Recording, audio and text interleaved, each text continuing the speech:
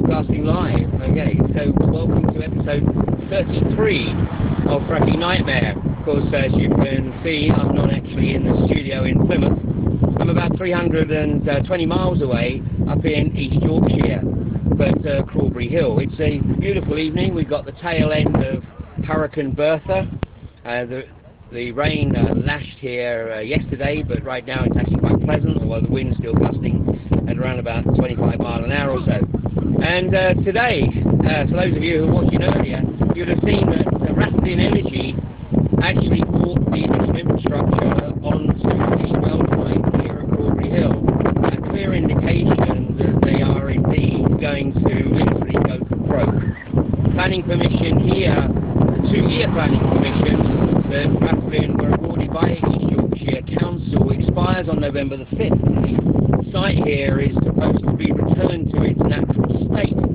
But of course, in the court papers that were served to evict and remove the castle that was blocking the entrance, also revealed that Rathlin have a 50-year arrangement with the farmers, both here and at the other side in East Yorkshire and West Newton.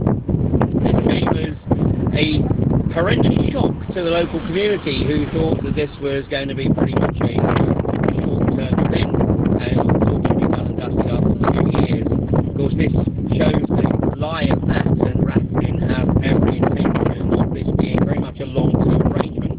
And of course, as with the rest of the country, the 2 well sites here are simply the exploratory wells, and their hope is that once they establish the viable unconventional gas resource in the Bowland Shale, then they will either develop that and exploit it for themselves, or more likely they will actually sell it to another major player, quite possibly Digas, the combination of Dart Energy and iGas, and that merger completes in September. So tonight here there's a number of local people that have come up to Crawberry Hill to see for themselves what's going on with Rathlin, and we have some people who have actually come as far as from Liverpool tonight to participate in tonight's show. We're also privileged to have the Labour Party parliamentary candidate for Beverley, Margaret Pinder, and she'll be speaking with us later on during the course of the evening. So I'm going to invite anybody who wants to join us to come and take a chair here. Otherwise, you're more than welcome to carry on standing at the gate there. It's a little less windy around here. Is that a sort of round the table chat? Well, this is like the studio. It's not quite question time, but it's the best that we can do right now.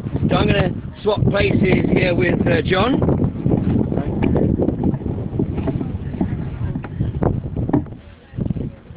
Does everybody take their seats here?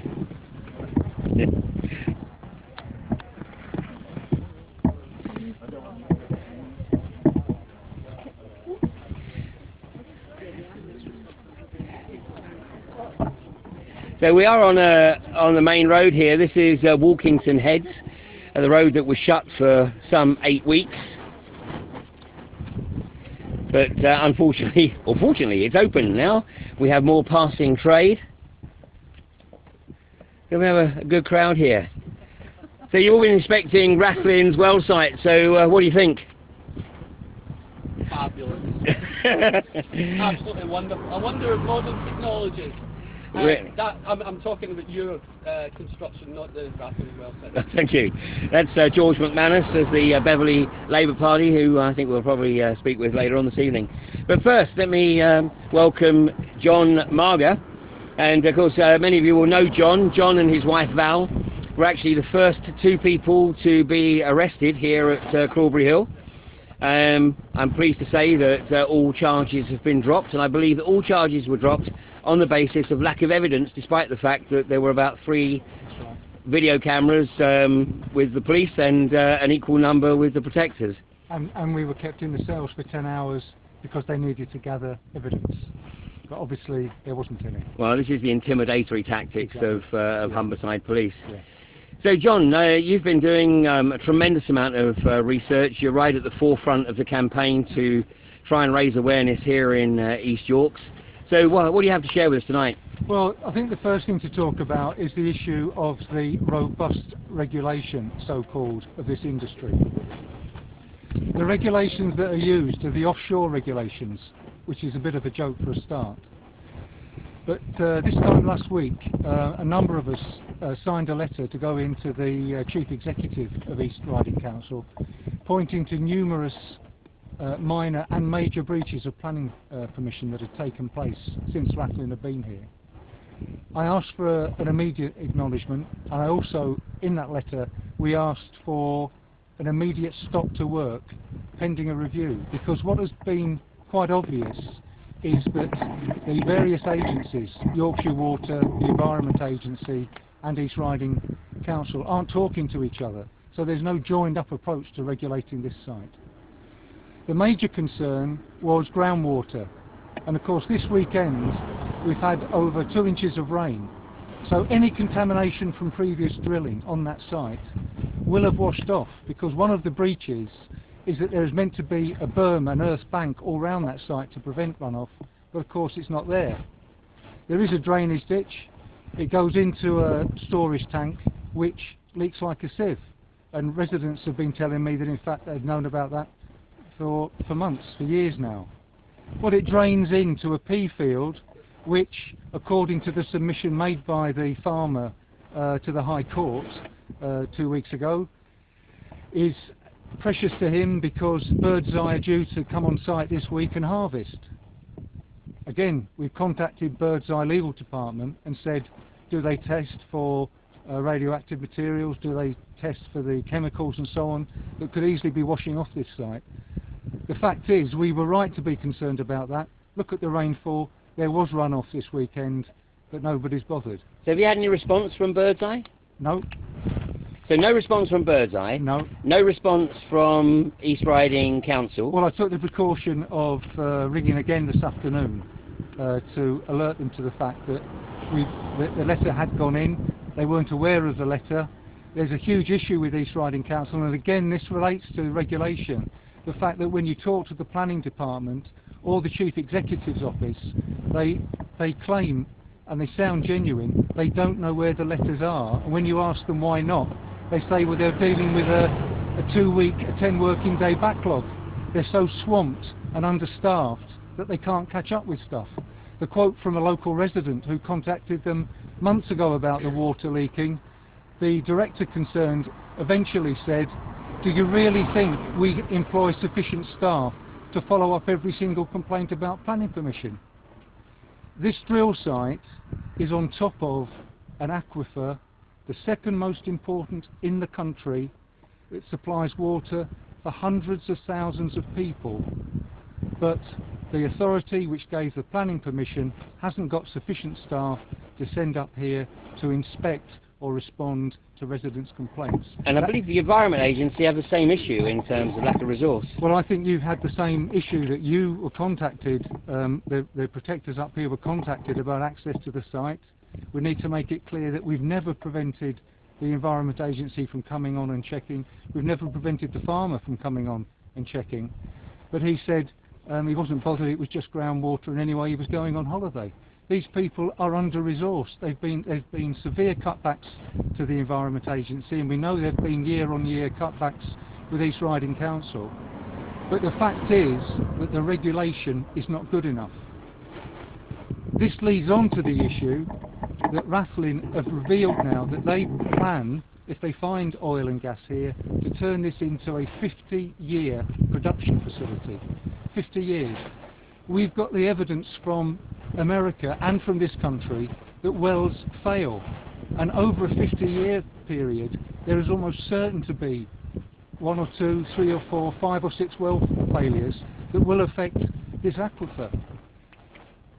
You need a robust inspection regime, you need a system which can capture these problems and deal with it immediately, otherwise we're not safe. There isn't a regulation regime that's good enough, and that's why the drilling should not be taking place here, and this is why fracking in particular, which involves a whole cocktail of unpleasant chemicals which are known to cause cancer and so on, and can release methane and other pollutants into the atmosphere. This is why fracking cannot be allowed to happen here.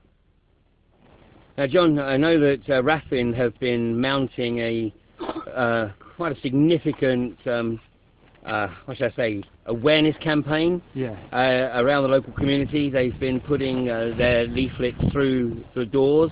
I mean, clearly this is a reaction to the protectors and, of course, the local Hay Frack Off group, Hull and East York's Frack Off, who have been doing a tremendous job going around the communities here, raising awareness and encouraging people to look at this issue for themselves. But I know you got some comments on Rathlin's latest circular. Well, I'll just give you one quote from their latest leaflet. Fracking has never had any part to play in any of our operations at Crawberry Hill or West Newton. Rathlin has not asked for and will not be asking for any of the permits or consents needed to do fracking. Well, for a start, their Environment Agency application specifically says they do want consent for fracking. And back in March, when the consent was given, there's some very revealing quotes in the National Telegraph at the time. They will be conducting a mini-frack to help determine whether the formation is capable of being hydraulically fractured. That's fracking. And when they were asked what they were doing, they said the main aims were to test 2 conventional reservoirs, one that would not require fracking, in other words the other one would. But it was prudent to test the shale gas, the Boland Shale, as well. They are looking for gas that comes out of the Boland Shale. And what is quite amazing is that all the other companies that are currently drilling into Boland Shale in the UK are quite honest about it. They're looking for shale gas. And it's what's called a tight shale, and the only way you're going to get the gas out is by hydraulically fracturing. We've seen at West Newton the fracking pumps and so on have been put on site. We've seen video of silica, which is what you use for fracking, being taken on site. We hope we won't see it, but we suspect we're going to see the same thing here. I've said it before, I've said it many times on the media and not been quoted, so perhaps I can say it tonight. They talk like frackers and they walk like frackers because they are frackers. That is what Rathlin are here for. This is what their parent company, oil and gas, is spending £30 million on. They're not here because they like drilling holes in the ground. They're here because they think they're sitting on a potential gold mine. Whether or not they are is another question. Well, a bit of good news, not so much perhaps for East Yorkshire, but Rathlin's only other licence is in Northern Ireland, and although they haven't started any drilling in Northern Ireland, another company, Tamron, made an application to drill an exploratory well in County Fermanagh in the northwestern edge of the Loch Allen Basin. And tonight, or earlier this afternoon in fact, the Northern Ireland Environment Minister announced that he would not permit Tamron to drill an exploratory well pending them obtaining or producing a full environmental impact assessment. And actually he made the statement that he was applying the precautionary principle, in that if there should be any risk whatsoever, potentially to the water supply of course, then obviously they will not get the go-ahead. It's interesting that last week ExxonMobil, Marathon and Total oil companies pulled out of Poland after spending millions looking at the shale gas reserves there. And it's a very similar story that the minister that relaxed environmental controls and so on was replaced by the Prime Minister. A new Environment Minister comes in and starts to tighten up the regulations, and they say they're leaving, first of all because the shale gas there has got complex faulting, just like it has in the UK, but secondly because they're not prepared to go through the bureaucratic rigmarole of dancing to the tune of politicians. Well, that's a good link to us of course, and maybe there's some people here that want to talk about this, because we're coming up to elections in this country. And my message to people in the East Riding is, we now know we're dealing with a company that has got the rights here and at West Newton to, quote, produce oil and gas for the next 50 years. That's what their intention is. We know they're frackers. We know that they will twist and turn rather than be honest about the way they're going to go. But there's a choice for our local elected members. Planning permission has to be given both for the extension of the drilling permit here, but also to produce oil and gas. So they're up for election next year, and they need to consider their position very carefully in terms of what people in East Riding will think of people that let the oil industry turn this into Texas. But secondly, of course, at national level, so far there's only one party, the Green Party, which has got unequivocal opposition and a history of standing up and being counted on the issue of fracking. It's essential that other parties review their position. After all, it's only a minority of Tory MPs that support Cameron's dash for gas. So these are the issues that really need to be looked at. Go on. I was going to say, well, that's a good link in there. We'll come back and speak to you a bit later, okay. John. But because we do have with us tonight Margaret Pinder, who is the prospective parliamentary candidate. Well, you are the parliamentary candidate, I believe. No, it's a kind of technical process. You've got to have your nomination accepted. Okay, so you are the prospective parliamentary candidate for yes. Labour. That's right. In Beverley. Yes, it's Beverley and Holderness. So for the whole of this constituency, which of course goes round right through Holderness and Spurn. So it actually covers pretty much the area which a lot of the fracking licences have been awarded. Now this area, of course, is a Tory stronghold right now, and Graham Stewart, who's the sitting MP, is absolutely pro-fracking. Yeah. So what is your stance on this? Well, my personal stance on this, I mean, we don't know yet exactly what the Labour position is going to be, but my position on it is that I have very grave concerns about fracking. You know, the Germans have banned it, and nobody's fools. I used to live in America, so I have some sense of the concerns there. A Westminster MP, a parliamentary MP's job is to represent the local community in Westminster. Whatever the Labour's policy is, I personally should be pushing very, very hard to look at fracking very closely, to look at regulation. Some of the comments that we've had made here, that I think regulation is extremely important. But I think the overall issue is actually the desirability and the possible detriment of something like this. It encourages me enormously that there is such local feeling and that people are turning out to express their opinion on this, because that's the kind of thing that changes policy. We know Graham Stewart's not going to change his position. He always supports everything in Westminster. I can't influence the Tory party, but I can influence the Labour Party from within, and the party does have a good tradition of listening to its members and listening to grassroots activists. So that's the position I'm taking on it. I'm very concerned about this. I mean, we're here in East Riding, we just have to look round. It's absolutely beautiful. You know, do we really want to sacrifice this for some very dubious gains and some obviously very serious consequences? Now, I would have to remind you that when we met previously in Beverley, when the Labour Party were holding a referendum amongst the people there, and if my memory serves me correctly, the result was 72% of people against, very much, which somewhat belies the supposed survey that was published yesterday that claims that 57% of people in the UK support fracking. But we do actually acknowledge that survey was commissioned by the oil and gas industry. Yeah. But Carl Turner made the observation. He said the Labour Party doesn't base its policy on public opinion. No, I don't think any party can solely base its policy on public opinion. You've got party principle. I think the Labour Party traditionally, I mean, the law, I'm a solicitor, so I'm an officer of the High Court, so I mean, I respect the law. You know, the courts will enforce the law as it stands, but Parliament makes the law. Mm-hmm. Now, classically, the law has been designed to protect property. It was with the rise of the Labour Party that we saw the law coming in to protect people and people's rights and such things as the environment. And I think what we're looking at here is a party that has those kind of principles as well. And that's why I'm a Labour Party member, because it has an adherence and observance of those greater principles, and I think this is a perfect example of where those principles need to be applied and considered very carefully.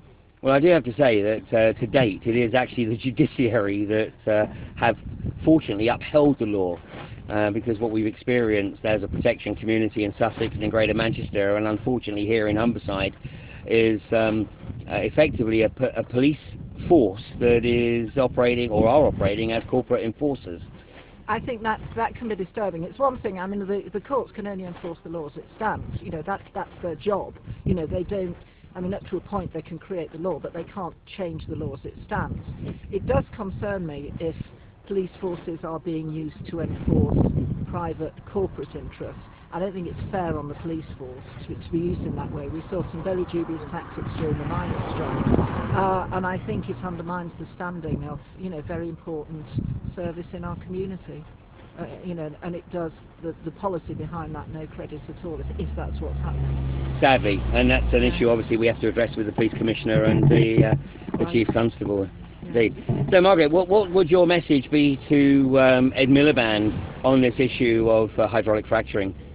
I think my message to Ed would be that as Labour we really need to look very closely at the industry, we need to look at the regulation, we need to look at the science behind it, and we shouldn't be afraid of looking at the evidence from other countries. I mean, the dangerous people say, well, there's not enough evidence in this country. Well, that's a bit of a circular argument, because do you then allow it to happen, and it's only when you see the damage that you then act. So I think that we have to go at this with, we know that there are energy issues, we know we need to look at alternative sources of energy, I mean nobody's disputing that, but I think there are lots of big questions over this. So my message to him would be that as the Labour Party we should be very cautious and be very scrupulous in the way we look at issues like fracking and the effects they can have on important environments like the East Riding. We said this is one of the most important aquifers in the country. I mean, things like that are extraordinarily precious.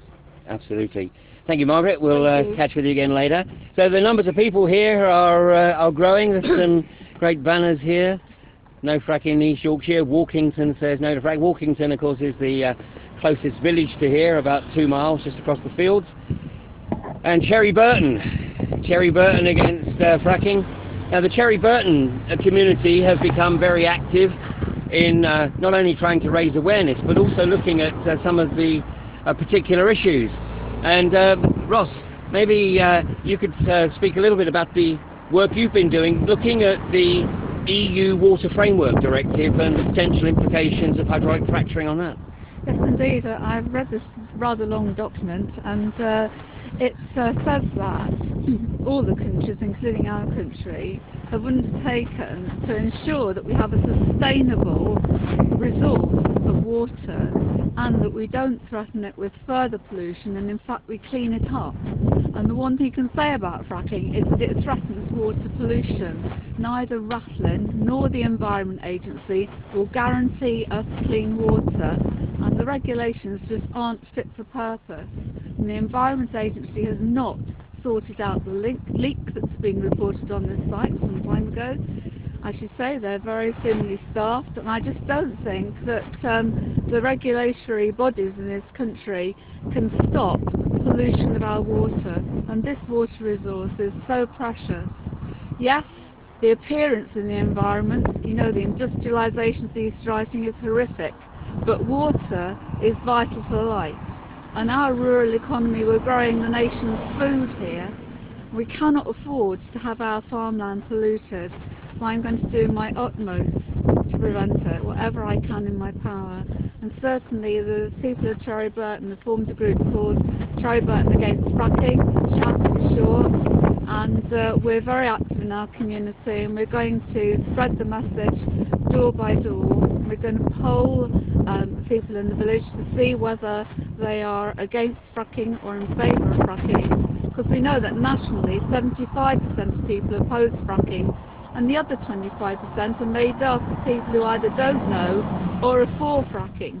And usually when you speak to people that are for fracking, they just don't know the risks to their water.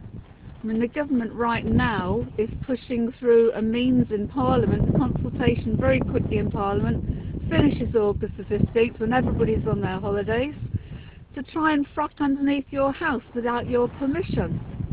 And nobody can get their house insured, because no insurance company will insure you against any damage by fracking. Now, if Rathlin are so sure that fracking is safe, why aren't they offering us a guarantee of unpolluted water? Why aren't they offering to compensate us for any damage caused to our homes by fracking? Because they can't. Exactly, they can't. Now, the Water Framework Directive may actually be the Achilles heel. I mean, I know it's, after the last couple of years, it seems like lifetimes ago, but it's not that long since we were in drought in this country. And there were hose pipe bans. And I believe that in East Yorkshire, I know it was a while ago, but there was literally the threat of standpipes in the streets, wasn't there? Yeah, back in the late 70s, standpipes were arriving in Cherryburton village. We'd had 3 years of low rainfall, and that was sufficient to put us into a drought situation. So, if Rathlin wants to take these vast volumes of water for fracking, or any other company that comes in after Rathlin, I think this could seriously compromise the amount of water available for us to drink. And this is completely in breach of the European Water Framework Directive. And it also completely scuppers the goals for 2015 of both the Water Framework Directive and also the Humber River Basin Management Plan, which also has set goals to make sure that we have a sustainable water supply and an unpolluted or a reduction in pollution water supply, and we don't threaten our water supply with further pollution. Fracking threatens both. So Rathlin are on the brink of submitting their planning application. They may have submitted it, of course, but the local authority can't find it, haven't got the resources to look through it. What will your response be to that planning application? Well, we have already written into the chair of the planning committee to point out that Rathlin has breached their planning conditions already. We got the police up here. Obviously somebody's reported there's a large number of people here. Also, welcome to the police again. Yeah, well, I don't think anything that we're doing today is arrestable. We're just making a peaceful protest, which is indeed what everybody that's made a protest here has ever done, a peaceful protest within the law. But the police have arrested people for just nothing. Yeah, well, there were 6 arrests Saturday week ago. And in fact, I mean, this is why it's so important for us to always be filming, because for the first time, Humberside Police actually used the 5-stage warning process, which they're required to do under the guidelines of the Crown Prosecution Service. But they were in such a hurry, they went through the 5 stages in 20 minutes, and the officer had barely finished reading out the 5th warning, and literally the police literally went in and just picked 5 people up off the ground. Yeah, and there was no opportunity at all. Was actually walking away from the police at the point at which the police went after her and arrested her, which I think is absolutely outrageous. I was confident in the police in the past, but their behaviour here at Crawberry has really shaken my confidence in them. Well, of course, Netpol recently published a report on the policing at Barton Moss, and unfortunately Greater Manchester Police didn't come out of it particularly well. But you know, one of the things that I would acknowledge is the Greater Manchester Police at least made the effort to facilitate peaceful protest. Humberside Police have elected not to facilitate peaceful protest at all. In fact, we had to challenge them on Saturday week ago and remind them that they couldn't block the roads, they couldn't prevent pedestrians from coming down to participate in peaceful protest, and they finally relented on that. But I think Humberside Police are going to be going through a bit of a learning curve here. Yes, certainly are. But it's very, very important that everybody makes their representations to the planning committee through the due process, so that we expose what Rathlin is really up to here, and we prevent fracking going online in East Yorkshire, and we'll have simply thousands of these sites across East Yorkshire, not just one at Crawberry and one at West Newton, but spread across East Yorkshire. The industrialisation of East Yorkshire is absolutely disgusting. Thanks, Ross. Okay, so anybody here own a property? Yeah? A few people own a property. Anyone trying to sell it at the moment? Yeah, given up, yeah. There's been a cover-up report today, hasn't there? There has indeed. John, do you want to make a comment? Oh, the Memorandum of Understanding. Okay, this is the Manchester Police, yeah? This is a Freedom of Information request. Result, if you like. I think it took 7 months to get this. What's worrying about this is the Memorandum of Understanding Greater Manchester Police, what they called Operation Geraldton. Now we know there's an operation in the East Riding. The trouble is that local police aren't too hot on spelling, so it's spelt with a G, Trogon. Trogon. Yes, but it's also spelt with an A, Trogan, and we suspect that's the police. Michael Gove would have been interested in phonetic spelling of Operation Trojan, because the Yorkshire Post in their very first report on Rathlin talked about Rathlin being the Trojan horse of fracking in Yorkshire. If I could just very briefly give you the list of people that signed this memorandum of understanding.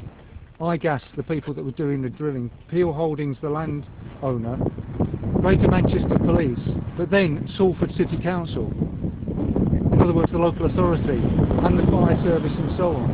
And I would be amazed if there wasn't a similar memorandum of understanding. This one includes the police making their PR service available to the oil company that was doing the drilling.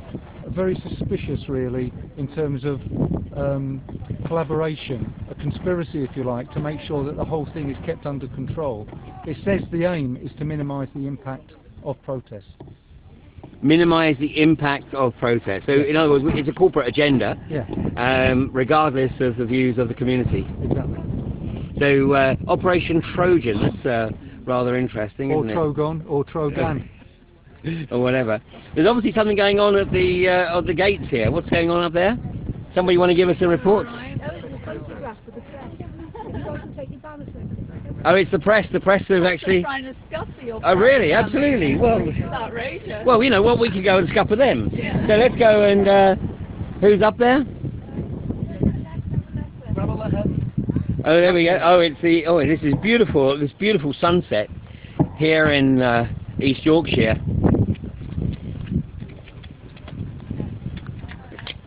And these are the banners that were draped across the Humber Bridge a couple of weeks ago on a Sunday afternoon. No.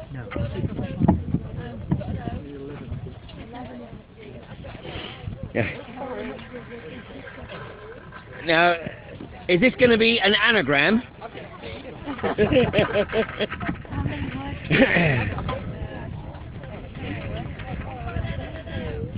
And meanwhile, here's the new tower. This is the new tower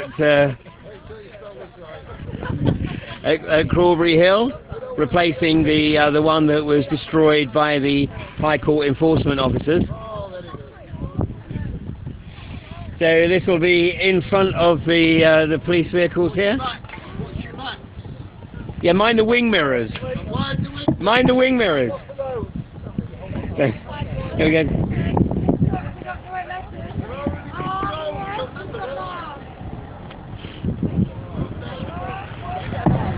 So these are the banners that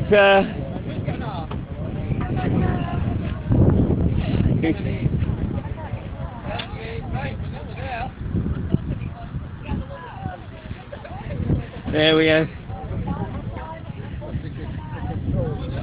No fracking. So what does it say?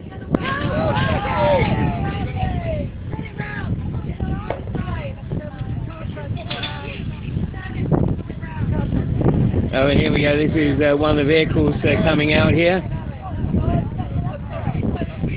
These are the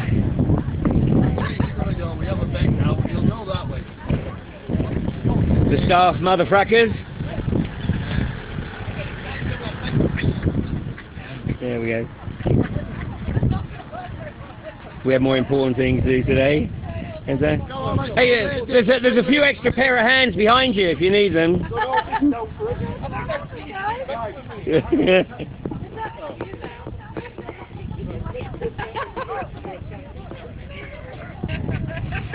So for those of you that are just joining us, this is the live broadcast. It's episode 33 of Fracking Nightmare. The other 32 episodes are all available now on my own YouTube channel. That's Ian R. Crane YouTube channel. Of course, they were removed from UK Column by AppVod. the Authority for Television and Video on Demand, because apparently something in one of the UK columns programmes upset them.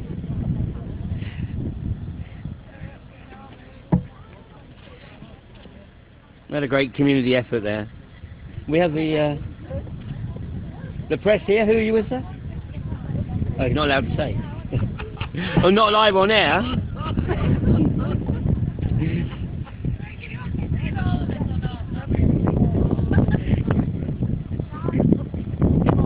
Yeah, we got it.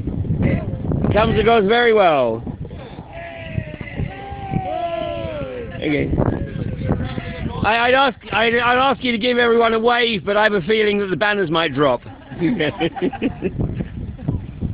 just reorganise? Yeah, hang on a second. Right, guys, can you do us a favour? No, guys.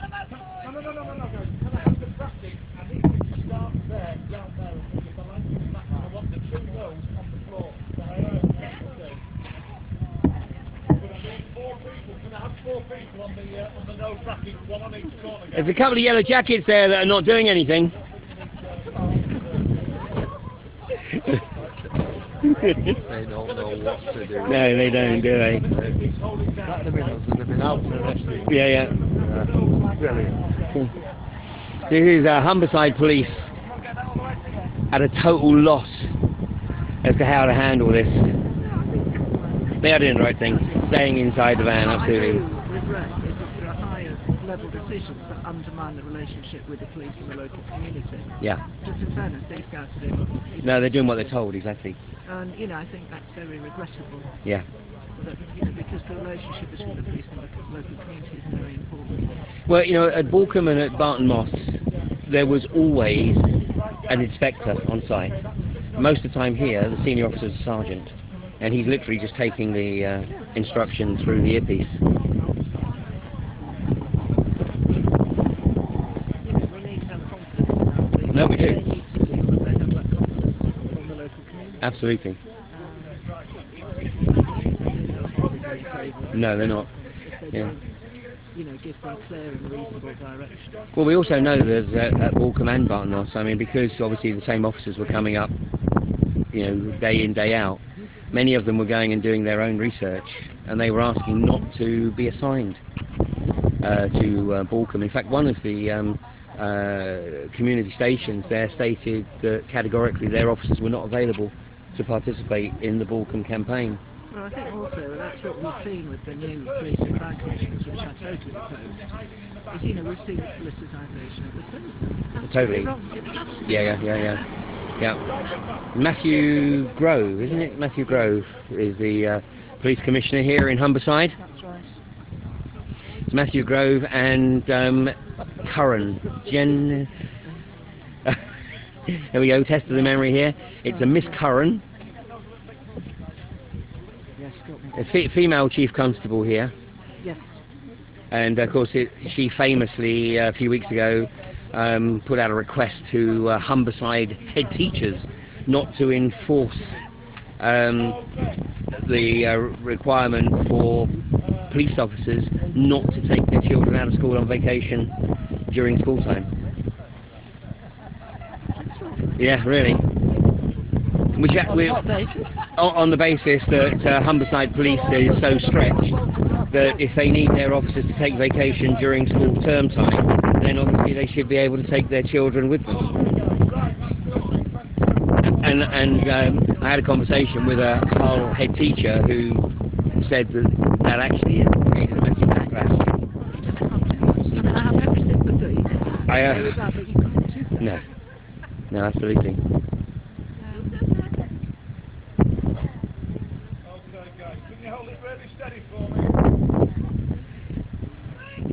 There's a photo call here of Crawberry Hill.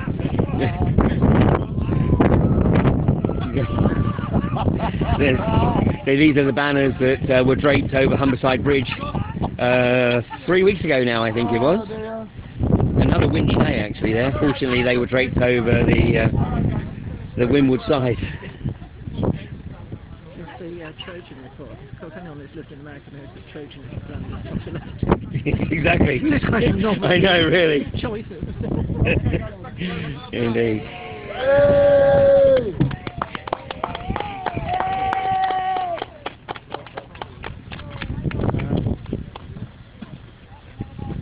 Good job, guys. Well done. That was an impromptu photo call by a media agency yet to be identified. So these banners will no doubt be put to much greater use. No, they've already got all our pictures.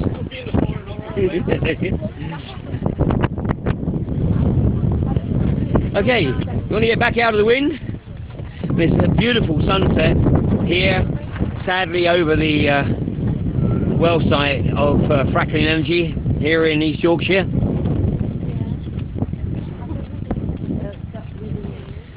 Spectacular scenery, sadly being put at risk by the unconventional gas industry.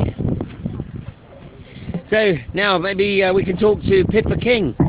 So viewers of Humanity versus Insanity will know Pippa from her contribution on RFID. But Pippa, you're a Hull resident. Yes, I am, yes. And you've been looking at some other aspects of this, and you've come up with something really quite unique, I think. There's a little known piece of legislation called the Hedgerow Regulations, 1997, and if a hedge is over 30 years old, or if it's got different types of species of plant life that it is deemed important, and you can't take that particular hedge out. And it seems that there's a bit of a dispute as whether this hedge here is important. This hedge is from the Enclosure Act of 1779, instructed to lay down, so I'd say 1779 to 2014 or 2012, definitely over 30 years old. I mean, obviously not this particular hedge, but the hedge has been here 30 years. So if you want to take a hedge out for planning, you have to have a hedge application removal, which is actually on the hedge regulations. At the back end of the legislation, you can find it on the legislation.gov.uk website, and you have to apply to take a hedge out. And that hasn't happened in this case, and so what you can do, and if a hedge has been removed illegally, is apply to get it reinstated. So it doesn't affect the planning permission. The planning permission can still be there, and then the guys can walk on and off the site through the gateway that's sort of legally meant to be there. But if we find that this hedge has been illegally removed, we can instruct the owner, whether it be East Riding of Yorkshire Council or the landowner or Rathlin, to actually reinstate the hedge again. And that, I think, goes for the other site as well, West Newton. So at the moment, that's Friends of the Earth legal team are looking at that. So hopefully, if we can get them in court, the onus is on them to prove that it's not an important hedge, and not on us to prove it is. But because no hedge removal application was made, that we've got that to go with, and that goes for anywhere in the country. So potentially any frack site that's got a hedge on it that is needed to be removed for access, we need to be looking very carefully at whether the hedge is deemed as important or not. So that's where we're at the moment with that. So hopefully it'd be really nice to see the council, or even better Rathlin, in court having to replant the hedge. We've got a nice white line at the beginning of this site that shows where the hedge used to be. So hopefully we can get the hedge reinstated on both sites, and they can walk on and off the sites, well, gladly, but no cranes, no drill, no frack fluid, nothing. So it just goes to show the benefit of local knowledge, because this is the sort of thing that only somebody who really is aware of the local legislation, or looking at the local planning applications, and understands what they're reading, as opposed to someone who's reading it from London or elsewhere. So the local community groups are so important in this process. Definitely, and I'd get people to look at the Enclosure Act as well, when the land was sort of enclosed and divided up from the 1770s through about 1820, I think. Yeah. But that tells you where the boundaries are and when the hedges were laid. So that's why we definitely know there's been a hedge here since that date. And also as well, on Rathlin's website, though I'm sure it might disappear now that I'm going to say it, there's a picture of the hedge before the site was built. So we've actually got... Rathlin have actually provided us with the proof. And by the way, we've already downloaded the photographs anyway, but Rathlin have already provided us with the proof that the hedgerow was there before they constructed the pad, and what we have ascertained is that Rathlin did not seek permission to get it removed. And on East Riding of Yorkshire Council, there are loads and loads of hedge removal applications, and they actually refuse an awful lot of them. So why Rathlin didn't submit one, who knows, but we're going to look into it. Absolutely, excellent. So thanks, Pippa. Now, you've been part of the group that's been going around the community as well. How many community meetings do you think you've held over the past, year or so? 20, and we've been in all the outlying villages raising awareness, and this is the result of it. You just have to get out there and speak to people and spread the word, really. I mean, that's, these things, planning applications go through, and I don't look at planning applications, who reads them? You've got to get everybody aware and spread the word. That's the main thing, and just get people talking. I mean, we've got such a wealth of resources here with different people in the villages. It's amazing, so we've got all different talents that are coming in to fight this, and that's really important, because one group can't look at everything, and that's why it's good to have lots of different eyes on lots of different things. And I stumbled on the hedgerow regulations through a friend that's a solicitor. She sort of said, "Oh, did you know about this?" And I went, "No." Why would I?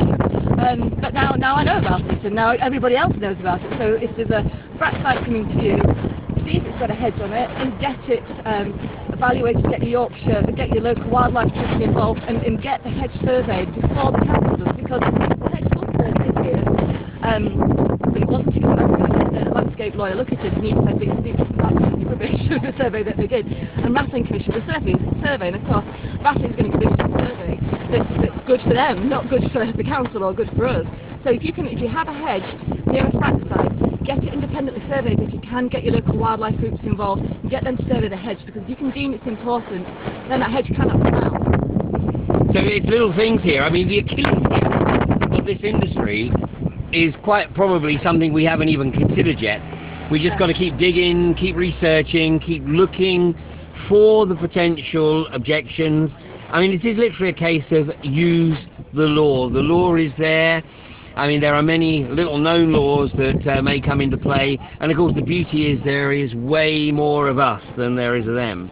Yeah, definitely. I mean, we've got some great people looking at all different aspects like this. We've got barn owl, people looking at barn owls and whether they were here on site before, hares, and it's actually really good, because it arms you for, hopefully if and when we get rid of this fracking industry, we've now got a community that talks to each other, that holds meetings, that is really well versed now on what should be going on in our countryside.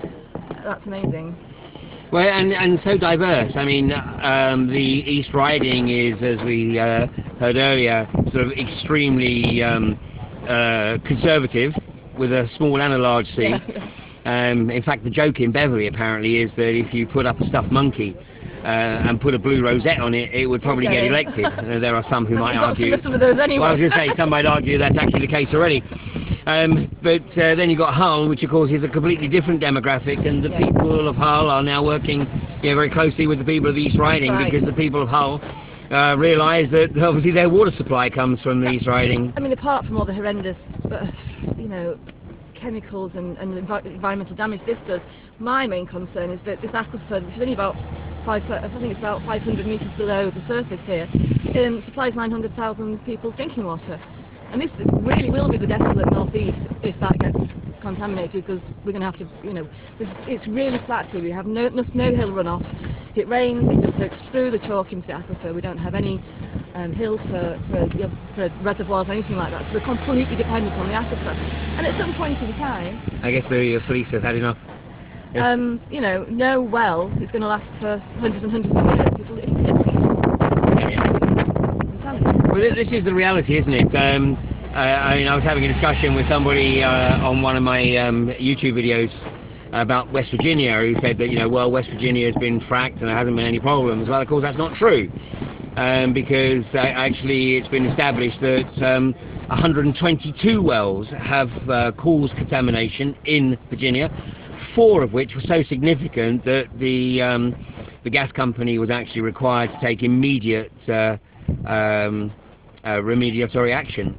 But the reality is that percentage-wise, wherever this industry is unleashed, it is going to cause contamination. And the thing is, with me is, when that well goes, Rathlin won't be here. They'll be well gone, but they'll be gone. And who's going to tidy up that mess? Who's going to pay for that? It's going to be us through our water rates. But if it's possible to do that. Well, the bigger problem, of course, is that we'll be reliant on the corporations for literally the basics of life. Yeah. Or therefore life itself. Definitely, and that's not good at all. This just is, it's madness going through an aquifer that nearly a million people rely on. It's just bonkers. Apart from everything else, that shouldn't be happening at all. It's happened twice. here in West Newton. So. Excellent. Well, hey, great job, Pippa, and keep it going. Sean, you want to come and have a chat? Now, this is Sean Peafield. Now, Sean has been on the case ever since the second day of Balcombe, I think, or first day. About the first week of Balcombe, yes. The first week of Balcombe, and Sean was absolutely central to the Barton Moss community. He's our technical specialist on site here. So, Sean, obviously today you've been here for close on, I think, 10 weeks now. I have, yes. And today, we saw the kit move on. So it looks like we're going to have a live site here very soon. Yes, I know. Obviously, there are a few of us here left, but I mean, there are people here and there who are going to be hopefully coming and returning and seeing the action, because there's going to be, obviously, we don't know every day, there's going to be obviously some lorries coming in and going out on a daily basis. So for other people's interest as well, we'll be obviously broadcasting as much as we possibly can, and I hope that other people will come and pay some interest in this, because obviously it's going to be important now to see what's going to be going in, and knowing exactly how their progress is going to be before the 5th of November. So we have a real opportunity here, don't we, to thwart Rathlin, because obviously they are desperate to get the infrastructure on site and get the operation underway so they can get off by the 5th of November. But we need boots on the ground. We need boots on the ground. It's been nice weather so far, so other than the last few days, it's very nice up here. If anybody's been here before during the summer, it's very good. We've got lovely locals obviously coming here nearly every day. So we're set up very well for anybody that wants to come and pay us a visit for a day or two or a week, or for good, until this duration is over. Maybe we need bad weather, because we had a good crowd at Barton Moss. We certainly did. Yeah. And yet here the weather's been absolutely glorious. Obviously a bit breezy and a bit of rain over the past 24 hours or so, but the weather's been amazing. But obviously it's becoming the autumn. That's when maybe people come out of hiding. Yes, I know. I hope so. But yes, we're going to be seeing a lot of things going on here, obviously, because we have a very short space of time. So yes. Thanks, Sean. Thanks a lot. Thanks for all you do on the camp. Thanks a lot. Okay, so I'm doing good. We're coming towards the end of the weather in East Yorkshire. Oh, it's wonderful. Absolutely wonderful. Hey, but you're a long way from home, George. I am. It'll take me at least 15 minutes to get back to Longreston. So how long have you been resident in East Yorkshire? I've been in East Yorkshire for 31 years now. 31 years? You're almost a local. Well, I know, you can tell from my accent. Now, I've clearly adapted to every aspect of East Yorkshire life, even the accent. Now, but this issue of fracking, I mean, this has clearly brought you into contact with a very different part of the community here. Well, I've been campaigning here since 1983 for the Labour Party. So since in that time we've had a number of actually cross-party campaigns, which brings all different communities together. And one of the things that I would really like to see come out of this, I would like to see cross-party agreement on a lot of these issues. And in fact, when we've come together, we've actually done quite well, and we've actually managed to raise the profile. Because the vast majority of people that live in the East Riding aren't particularly politicised, but they are interested in issues, and something like this goes to the very core of why people live here and move here in the first place. But the whole political process in the UK actually relies on people not being particularly interested in what's going on. I mean, the whole political structure really requires public apathy. Oh, Westminster politics and the judicial nature of how we actually make laws in this country is very silo-based. I mean, people are out to protect what they have got. Both the political establishment and the legal establishment do just that. As more and more people become aware of the fact that they can influence outcomes, I think they're getting more and more involved in campaigns, especially campaigns like this. Absolutely, and hopefully more will too. Yeah, I hope they do. I hope people remember this is a campaign that's going to run and run. It's going to go well past the next election, and it's a thing that it's going to cross generations, because what's happening here are proposals that could come forward and destroy the environment for generations to come. We need to try and stop that. We need to try and make sure that people are fully aware of what the potential is, and that's why we all have to be involved. Well, you know, I mean, we had a conversation a few weeks ago, and if the Labour Party actually takes an anti-fracking stance on this, it may not go beyond the next election. It may not, and obviously one of the things that we've got, people I think recognise the fact that it's only the Tories and the Labour Party that are likely to form a government after the next election. Therefore it's important that we try and influence the two major parties to get behind the people in this issue. I can't do much to influence the thinking and policy in the Tory party, but we're certainly doing all we can to try and make sure that the leaders of the Labour Party are fully aware of the public feeling on this, and especially the feeling amongst political activists, on whom they depend every time there's a general election. So we're not going to let up on this, and I hope everybody will support us for that. Excellent. Thanks, George. Thanks for coming out tonight. Thank you. So, well, thank you. I'm sure we will. So, well, the sun's just about to set. Unfortunately, we're just behind the clouds there. But the police have gone. They've obviously realised that the protection community that's here tonight is no real threat to Rathlin. So that's pretty much the end of episode 33 of Fracking Nightmare. So thank you very much for all participating in the first live broadcast.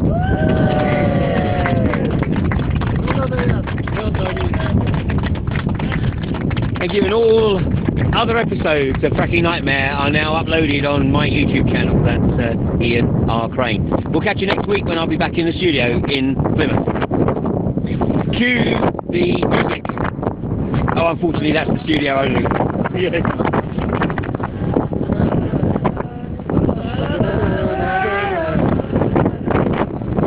It's lucky nobody knows the tune. Okay.